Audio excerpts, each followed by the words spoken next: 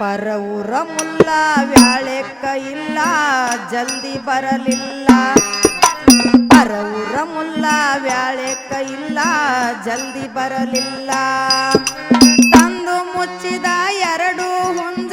ಬಂದು ಕೊಯ್ಯಲಿಲ್ಲ